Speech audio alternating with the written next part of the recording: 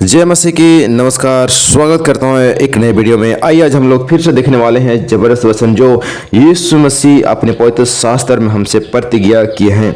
जी बिल्कुल, तो देर न करते हुए उन बातों को सीखते हैं जो हमारे जीवन के लिए जरूरी है। हाँ, जैसे कि हम कुछ भी स्थिति परिस्थिति जो हमारे जीवन से उल्टा सीधा हो जाती है, जैसे कि हम कहीं जा रहे हैं, हमारे जीवन से कुछ भूल हो जाती है, या कहीं एक्सीडेंट हो जाती है, या फिर अपने लोगों में कुछ दिक्कत परेशानी होती है, या फिर पढ़ाई लिखाई का हो, या हेल्थ का हो, या फिर कुछ एक्सीडेंट का हो, या फिर कुछ पैसे का ज़रूरत हो, या फिर कुछ नया सामान लेना हो, या देश या विदेश या परदेश जाना हो, या शादी विवाह हो, या काम धंधा हो, या नौकरी बिजनेस हो। ऐसी बहुत सारी बात जो हमारे जीवन में दिन प्रतिदिन आते जाते रहती है। इन सारे बातों को लेकर के परमेश्वर हमारे जीवन के लिए वचन दी है। ध्यान रखते हैं उन वचनों को।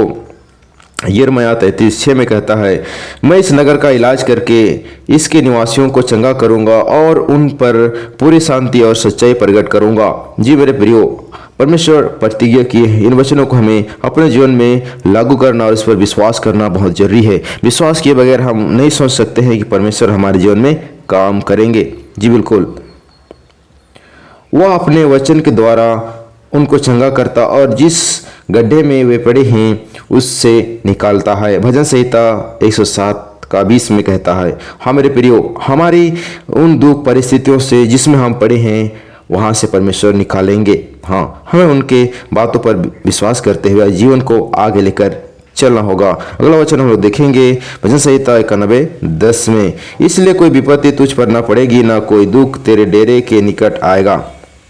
जी मेरे प्रियो, परमेश्वर प्रतिज्ञा किया, कोई दुख हमारे जीवन के में नहीं आएगा, ना दुख हमारे डेरे के निकट आएगा। परमेश्वर प्रतिज्ञा किया है। वैसे दुख जिसे हम सहन नहीं कर सकते, परमेश्वर वचन में प्रतिज्ञा किया है।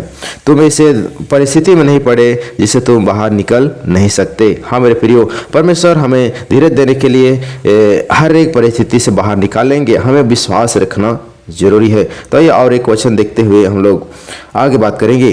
तब वो अपने गोत्रों को सोना चांदी दिलाकर निकाल लाया और उनमें से कोई निर्बल ना था। हाँ मेरे प्रियो, जब हम देखते हैं पुराने नियम में पढ़ते हैं तो हम जानते हैं कि इस्राएली लोग कनान देश के लिए निकल रहे थे, तो उनके जीवन में क्या हुआ।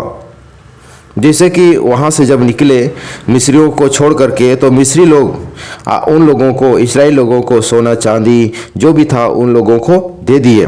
और मिस्री इस्राएली लोग कोई भी निर्बल नहीं थे, है ना, मतलब किसी का हाथ पैर या लूल्हा लंगड़ा ऐसे कोई नहीं थे। सब लोग हिष्ट पुष्ट, और यहाँ लिखा है कोई भी निर्बल नहीं था। जी बिल्कुल मेरे प्रिय भाई बहनों, परमेश्वर के साथ रहने से हम कैसे भी परिस्थिति में रहेंगे, हम निर्बल महसूस नहीं करें। दोस्तों, जो वचन अभी इस घड़ी हम लोग 4 वचन देखे हैं, इन चारों वचनों को आप लोग ध्यान से समझने और बाइबल के द्वारा इन वचनों को पढ़ने का कोशिश कीजिए और पवित्र आत्मा में होकर पढ़िए, ताकि परमेश्वर आपको इस वचनों के द्वारा आपसे बातचीत करेगा और आपको एक आशा भरी जीवन देगा।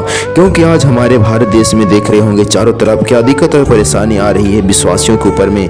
इसलिए आप सब दिन प्रतिदिन वचन में मजबूत होते रहिए। मैं ही आप सबों से उम्मीद और निवेदन करूंगा। और हमारे चैनल को अब तक सब्सक्राइब नहीं किए तो सब्सक्राइब करके हमारे साथ बने रहें। भारत की जय हो, वंदे मातरम। जय मसीह की आप सबों को फिर से धन्यवाद।